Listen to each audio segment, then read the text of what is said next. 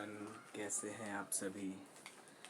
आशा करते हैं कि बहुत अच्छे होंगे और पढ़ाई भी आप लोग की बहुत अच्छे से चल रही होगी। आज का जो हमारा टॉपिक है फिज़िकल ज्योग्राफी, भौतिक भूगोल का टॉपिक है और एग्ज़ाम की दृष्टि से इम्पोर्टेंट क्यों है। आज हम बात करने वाले हैं भूकंप, अर्थक्वेक के बारे में। ठीक, आपने अभी देखा होगा हाल ही में नेपाल में भूकंप आया 3 नवंबर को।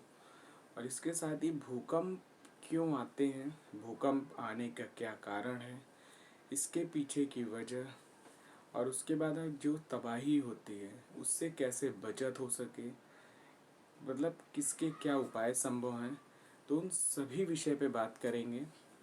यदि आप चैनल पर नए हों तो चैनल को सब्सक्राइब करिए, वीडियो पसंद आ रही है तो लाइक करिए और लोगों के साथ शेयर करिए, क्योंकि इस चैनल पे बहुत ही रिलेवेंट कंटेंट है। और ये जो आज का टॉपिक है आपका फिज़िकल ज्योग्राफी, भौतिक भूगोल से जुड़ता है, तो ये आपको एक टॉपिक भी कवर होगा और करंट की जानकारी के साथ साथ आपका एक विषय पे भूकंप का जो एक टॉपिक है, भूकंप जो पूछता है, वो भी आपका तैयार होता चलेगा। चलिए बात करेंगे इस पे। आप देखिए, जो भूकंप आता है 5 second, 10 second, 20 second, 1 minute, 10 minute, स्थिति ऐसी होती है कि सब कुछ तबाह कर देता है। आपने अभी देखा होगा जो नेपाल में ही भूकंप आया, उसके पहले जो भूकंप आए हैं। और एक चीज़ और समझने की ज़रूरत है कि जो हम सारी चीज़ें सोचते हैं ये होगा वो होगा, जो भूकंप से बचना ज़रूरी है। ऊपर वाले का शुक्रिया अदा करना चाहिए कि आप देखिए इतनी बड़ी महामारी आई, कोविड-19 जिसको कहा कहते हैं, 2 वर्षों तक। उसके बाद आप देखिए अस्पताल जाइए, देखिए इतने लोग। कम से कम हमको ऊपर वाले जो चीज़ दिया उसका शुक्रिया अदा करना चाहिए। कम से कम हम स्वस्थ हैं, पढ़ रहे हैं, कितनी अच्छी बात है, कितना बढ़िया उन्होंने कम से कम हमें सेफ रखा है। हमारे लिए ये भी एक सफलता है। सफलता के पैमाने पे यदि देखिए तो हर चीज़ की सफलता और असफलता का यदि पैमाने देखिए तो ये भी सफल है कि आप लाइफ में, आपको कोई शारीरिक दिक्कत नहीं है, मानसिक दिक्कत नहीं है, केवल पढ़ना है, तो ये भी एक तरह से आपके लिए एक मोटिवेशन का काम करता है। तो नेगेटिविटी से दूर होके अपने पढ़ाई को गति देते हुए तैयारी करें। तो चलिए फिलहाल हम बात करेंगे भूकंप की। भूकंप जो है पृथ्वी का कंपन, पृथ्वी में गतिशीलता आती है, जो प्लेटें होती हैं। क्या प्लेटें पहले गतिशील नहीं होती? ये हर समय गतिशील रहती हैं, लेकिन जब इनकी गतिशीलता बढ़ती है तो वो भूकंप में तब्दील हो जाती हैं। भूकंप का अर्थ है पृथ्वी का हिलना, अर्थात पृथ्वी में कंपन को भूकंप कहते हैं। और जो इसका अध्ययन होता है उसको क्या बोलते हैं? सिस्मोलॉजी। भूकंप का अध्ययन करने वाली जो मापन है, जिसको हम अध्ययन करते हैं, जो मापते हैं, वो क्या होता है? सिस्मोग्राफ। लेकिन जिसमें हम अध्ययन करते हैं उसको सिस्मोलॉजी कहते हैं। याद रखिएगा, भूकंप का उद्गम हमेशा धरातल के अंदर होता है। कहाँ पे होता है? धरातल के अंदर, मतलब जो हमारी पृथ्वी होती है उसके अंदर होता है। आइए थोड़ा सा पृथ्वी की संरचना को हम समझते हुए चलें। थोड़ा सा देखिएगा, मैंने एक ग्राफ बनाया है पृथ्वी की संरचना। देखिए, सबसे ऊपर होता है भूपर्पटी, फिर होती है क्रस्ट, फिर मेंटल और फिर कोर। Crust, mental, core. ठीक, जो क्रस्ट है, जो कोर होती है ये ठोस होती है, और मेंटल होती है वो द्रव, लिक्विड होती है, और ये ऊपर क्रस्ट होती है। ठीक, देखिए सबसे ऊपर वाली को क्रस्ट कहते हैं, बीच वाली को मेंटल और नीचे वाली को क्रोड। सबसे गर्म होती है, लगभग यहाँ 7,000 डिग्री के लगभग में तापमान होता है यहाँ पे। जो क्रोड होता है, वहाँ पृथ्वी बहुत ज़्यादा गर्म होती है। ठीक, तो ये जो है यहाँ पे जो क्रस्ट और मेंटल के बीच में एक संबद्धता पाई जाती है। पूछता है एग्जाम में, उसको क्या बोलते हैं? मोहो असंबद्धता क्षेत्र बोलते हैं, क्रस्ट और मेंटल के बीच में। उसी तरह मेंटल और कोर के बीच में एक संबद्धता पाई जाती है, इसे गुटेनबर्ग असंबद्धता क्षेत्र बोलते हैं। क्रस्ट और मेंटल में मोहो असंबद्धता क्षेत्र, और मेंटल और कोर में गुटेनबर्ग असंबद्धता क्षेत्र। अब देखिए, जो क्रस्ट होती है ये भी 2 भाग में होती है, ऊपरी क्रस्ट और निचला क्रस्ट। मेंटल भी 2 भाग में होती है, ऊपरी मेंटल, निचला मेंटल। और कोर होती है ऊपरी कोर और निचला कोर। अब देखिए ऊपरी क्रस्ट और निचली क्रस्ट के बीच में एक परत और होती है, इसे क्या बोलते हैं? तो इसे बोलते हैं कॉनराड असंबद्धता क्षेत्र। क्या बोलते हैं? कॉनराड असंबद्धता क्षेत्र, ऊपरी ऊपरी क्रस्ट और निचले क्रस्ट के बीच में। अगली है ऊपरी मेंटल और निचला मेंटल, इसके बीच में जो आती है उसे बोलते हैं रेपेटी असंबद्धता क्षेत्र। क्या बोलते हैं? रेपेटी असंबद्धता क्षेत्र। नेक्स्ट है ऊपरी कोर और निचले कोर के बीच में कौन सी होती है? तो लेहमैन असंबद्धता क्षेत्र। ठीक, क्रस्ट और मेंटल के बीच में क्या होती है? मोहु असंबद्धता क्षेत्र। ठीक, मेंटल और कोर के बीच में गुटेनबर्ग असंबद्धता क्षेत्र। उसी तरह उसके अंदर जाइए तो ऊपरी क्रस्ट और निचले क्रस्ट के बीच में कॉनराड असंबद्धता क्षेत्र। ठीक, ऊपरी मेंटल और निचला मेंटल के बीच में क्या होती है? रेपेटी असंबद्धता क्षेत्र। और उस तरह ऊपरी कोर और निचले कोर में लेहमैन असंबद्धता क्षेत्र। ठीक, अब देखिए भूकंप आने के क्या क्या कारण होते हैं। भूकंप का कारण है सबसे पहले वलन और भ्रंशन होता है। अब वलन और भ्रंशन क्या होता है? पृथ्वी पे बहुत सारे पर्वत हैं, पठार हैं, तमाम चीज़ें हैं, ज्वालामुखियाँ हैं, नदियाँ हैं, ये सारी चीज़ें जब इनका असंतुलन डिस्टर्ब होता है तो जो ऊपरी परत होती है पृथ्वी की, जो क्रस्ट होती है और जो मेंटल होती है, दोनों में संतुलन बिगड़ जाता है। और जब संतुलन बिगड़ जाता है तो उससे भूकंप की स्थिति होती है। ठीक, दूसरी क्या होती है? ज्वालामुखी विस्फोट। ज्वालामुखी विस्फोट कैसे होता है? जब कॉन्टिनेंटल प्लेट और ओशनिक प्लेट, कॉन्टिनेंटल मतलब महाद्वीपीय प्लेट, ओशनिक मतलब महासागरीय प्लेट, जहाँ पे हम हैं वो कॉन्टिनेंटल है, जहाँ पे पशु जीव जंतु मछलियाँ हैं सागरों में वो सभी ओशनिक है यानी सामुद्रिक प्लेट। तो जो ओशनिक प्लेट होती है वो भारी होती है और कॉन्टिनेंटल प्लेट हल्की होती है। तो जब दोनों आपस में आती है, जो अभिसारी की जो प्रक्रिया है, जो प्लेट टेक्टोनिक बताएंगे तो उसमें बताएंगे, जब अभिसारी और अपसारी दोनों पास आती है तो जो भारी प्लेट होती है वो सबमर्ज होती है। भारी प्लेट कौन सी होती है? ओशनिक होती है, समुद्र वाली। तो जब वो सबमर्ज होती है और जो ओशनिक प्लेट सबमर्ज हुई, ठीक, जो कॉन्टिनेंटल प्लेट है वो ऊपर आई, तो जब ये नीचे सबमर्ज होती है और ये ऊपर आती है तो नीचे से एक बहुत मैग्मा निकलता है आपस में इनके टकराव से, और वो ऊपर जो होता है लावा की तरह फैल जाता है। मैग्मा और लावा, पृथ्वी के अंदर रहता है तो वो मैग्मा होता है, वही बाहर निकल आता है तो लावा हो जाता है। उससे जो विस्फोट होता है तो कंपन होता है, तो वो भी भूकंप का रूप होता है। नेक्स्ट होता है कि भू संतुलन के बिगड़ने से सियाल और सीमा में हलचल। जैसा कि हमने बताया, सियाल और सीमा में भारी पर्वतों का के वजह से हलचल होती है जिससे भूकंप आता है।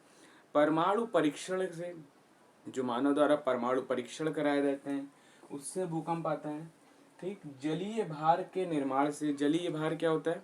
जैसे बांधों का निर्माण, आप देखिए बांधों का निर्माण, जैसे एक जगह पे जब हम जल इकट्ठा करते हैं तो जहाँ पे जैसे जो हमारे बांध बनाए गए हैं वहाँ पे जब जल इकट्ठा होता है तो उसके नीचे आप सोचिए कितना प्रेशर, कितना दबाव होता होगा। उसके वजह से एक कितने क्यूसेक पानी होता है बांध में, आप सोचिए। तो जब वो एक जगह इकट्ठा किया जाता है तो उसके नीचे इतना दबाव पड़ने से प्लेटों में हलचल उत्पन्न होती है, वो भी भूकंप का ही एक रूप है। अगला है आपका परमाणु परीक्षण के कारण। जो परमाणु परीक्षण किया जाता है उससे भी भूकंप की स्थिति उत्पन्न होती है। ठीक, तो ये सभी कारण है भूकंप को आने के। साथ ही जो भूकंप आता है ज़्यादातर वो संवहनीय धाराओं के कारण, वलन और वंशन में जो संवहनीय धाराएं उत्पन्न होती हैं उनसे भी भूकंप आता है। जब भूकंप आता है तो उसके पहले एक रेडॉन गैस होती है, वो एक्टिव हो जाती है पूरे वायुमंडल में। रेडॉन गैस जो है उसकी मात्रा बढ़ जाती है, तो ये जो है इसी से मतलब भूकंप आता है उसके बाद। ठीक, और उसके बाद ये आफ्टर शेक भी आता है। ठीक, भूकंप का जो हमेशा उद्गम होता है, जैसे मैंने कि पहले ही बताया कि धरातल के अंदर होता है, और जिस जगह पे होता है उसके 90 डिग्री समकोण पर, जहाँ पे होता है उसके 90 डिग्री समकोण पे इसका एपी सेंटर होता है। एपी सेंटर वह स्थान होता है जहाँ पे मेन भूकंप से जो क्षति होती है सबसे ज़्यादा होती है। ठीक, अब इसमें हम बात करेंगे इसकी तरंगे कौन कौन सी हैं। पी वेव, एस वेव्स और एल वेव्स। पी तरंगे, एस तरंगे और एल तरंगे। जो पी वेव्स होती है ये अनुदैर्ध्य तरंग होती है। ये क्रस्ट, मेंटल और कोर सब तीनों में चलती है। जो अनुदैर्ध्य तरंग होती है, पी तरंगे, ये तीनों में चलती है। ये 8 से 14 किलोमीटर प्रति सेकंड की रफ्तार से चलती है। ये इसको जो है एक ध्वनि तरंग जो होती है उसका एग्जाम्पल के तौर पे भी आप देख सकते हैं, उसी तरह चलती है। ये देखिए मैंने उसको बनाई, कितनी स्पीड में चल रही है ध्वनि तरंगें। देखिए अब अगली होती है एस वेव्स। ये होती है अनुप्रस्थ तरंग। ये एक कण दूसरे कण के समानांतर चलते हैं, दोनों बराबर पैरेलल में चलती है। साथ ही ये बहुत खतरनाक होती है, बहुत भयंकर क्षति करती है। और इसका जो वेग होता है 4 से 6 किलोमीटर प्रति सेकंड होता है। ये धरातल के अंदर ये भी गति करती है। ठीक। नेक्स्ट जो है आपकी एल वेव्स। ये ठोस और द्रव दोनों में चलती है। ये सर्प की दिशा में चलती है, सर्राटे सर्पिलाकार स्थिति में चलती है। और इसकी जो वेग होती है 3 किलोमीटर प्रति सेकंड पर सेकंड है। ध्यान रखिएगा, पृथ्वी के धरातल पर गति करती है। यही एक तरंग है जो पृथ्वी के धरातल तक जाती है। पी वेव्स और एस वेव्स ये पृथ्वी के धरातल के आंतरिक भाग में रहती है। और जो एल वेव्स होती है ये पृथ्वी के जो धरातल पे ही, मतलब धरातल पे ही चलती है, जो भूपर्पटी होती है उस पे सक्रिय होती है। ठीक। तो हम ये रहा आपका पी वेव, एस वेव्स और एल वेव्स। नेक्स्ट बात करें तो इसको मापा कैसे जाता है। तो सबसे पहले देखिए पैमाना आया था आपके पास, मर्केली पैमाना, जिसमें 1 से 12 तक के अंक होते थे। लेकिन वैज्ञानिकों ने उसको अब अमान्य घोषित किया और उसके बाद एक रिएक्टर पैमाना आया है भूकंप को मापने के लिए। इसमें 1 से 10 तक के अंक होते हैं। प्रत्येक जो अंक है वो अपने पिछले वाले अंक से अधिक 10 गुना गति को बताता है। प्रत्येक अंक अपने पिछले अंक से 10 गुना तीव्रता को व्यक्त करता है। ठीक। तो इस समय रिएक्टर स्केल का ही प्रयोग किया जाता है भूकंप को मापन के लिए। साथ ही भूकंप जो आपकी जो घटनाएं हुई हैं अभी हाल ही में, उसको देखिए, भूकंप की लगातार घटना हुई है। देखिए महाराष्ट्र के में हुई है वर्ष 1967 में। कोयल बांध के निर्माण जब हो रहा था बांध में, तो भयंकर भीषण भूकंप आया था और उसमें काफी सारे लोगों की मौत हुई थी। उसके बाद 3 नवंबर अभी 2023 को भूकंप आया जो कि नेपाल में था। नेपाल के जारजाकोट में जो भूकंप आया था उसमें भी कितनी बड़ी क्षति हुई आपने देखा होगा। लगभग 150 से 200 लोगों की मौत हुई। उसमें लगभग 150 200 लोग करीब घायल हुए। तो बहुत भीषण भूकंप अभी ये आया। इसके साथ ही आप देखिए एक 8 सितंबर 2023 को आया था मोरक्को के मराकेश शहर में। मराकेश शहर कहाँ है? मोरक्को में। इतना भयंकर भूकंप था, 6.8 इसकी तीव्रता थी। लगभग 2000 से अधिक लोगों की मौत हो गई इसमें भी। नेक्स्ट आपका था 6 फरवरी 2023 को आया था भूकंप तुर्की और सीरिया में। 7.8 तीव्रता थी इसकी रिएक्टर स्केल पे। और लगभग इसमें 4000 से अधिक लोगों की मौत हो गई। उसके बाद एक आया था आपका 25 अप्रैल 2015 को नेपाल में, जो 8.1 तीव्रता का था। इसमें लगभग 9000 से अधिक लोगों की मौत हुई और इसी संख्या में बड़ी संख्या में लोग घायल हुए। तो ये सिर्फ आप देखिए कितने संख्या में कितने लोगों की मौत हुई ये, और साथ ही बहुत ज़्यादा संख्या में लोग घायल हुए। तो इसके बचाव के लिए इसका पूर्वानुमान नहीं लगाया जा सकता। इसका एकमात्र उपाय का तरीका ये है कि कुछ आइए उपाय पे भी हम बात करें। भूकंप रोधी तकनीकी एवं इसके प्रयोग को करना, ताकि जो हमारा हल्के मकान है वो हल्के भूकंप से सुरक्षित रहे। और यदि जब भूकंप आए, दूसरा आप सुनिए, जब भूकंप आए तो किसी भारी तख्त या भारी टेबल के नीचे अपनी शरण ले लेनी चाहिए। साथ ही भूकंप के समय टेलीफोन जो है, आपके बिजली के तार हैं, टेलीफोन के तार हैं, और साथ ही आपके जो है घर के अंदर पेड़ है, जो आपकी इमारतें हैं, टेलीफोन के तार हैं, बिजली के तार, इन सभी से दूर रहें। साथ ही घरों और इमारतों से दूर रहें अपने। तो ये सभी उपाय आप कर सकते हैं, क्योंकि इसका पूर्वानुमान लगाना अभी संभव नहीं है। तो आप इसके बचत के लिए ये सारे उपाय कर सकते हैं। साथ ही जो भी भूकंप आया था, ये उपाय करने से ये हो सकता है कि जो भूकंप में जो आपदा आती है, एक तरह से जो विनाश की स्थिति उत्पन्न होती है, उसको कम किया जा सके। तो ये आपका भूकंप का पूरा टॉपिक है। आशा करते हैं कि आपको एक एक चीज़ समझ में आई होगी। यदि कहीं पर भी आपको नहीं समझ में आई तो आप वीडियो को 1 से 2 बार देखने का प्रयास करिए। एक बार आप वीडियो को, और जब आप वीडियो को देखिए तो आप नोटबुक में लिखते चलिए। उससे क्या होगा कि आपको समझ में आएगा। जैसे हमने डायग्राम भी बनाया है, देखिए आप, ठीक। और जो भूकंप है, इसके आइए जोन भी थोड़ा सा डिस्कस कर लें, जो जोन वाइज भी बांटा गया है। देखिए यहाँ पे हमने भारत का मैप बनाया है। भारत को 5 भूकंपीय क्षेत्रों में बांटा गया है। जोन 1 जो है, जोन 1 और 2 में कौन आता है, तो आपका प्रायद्वीपीय भारत आता है, ठीक। जोन 3 में आपका उत्तर भारत के जो मैदान है वो आते हैं, ठीक।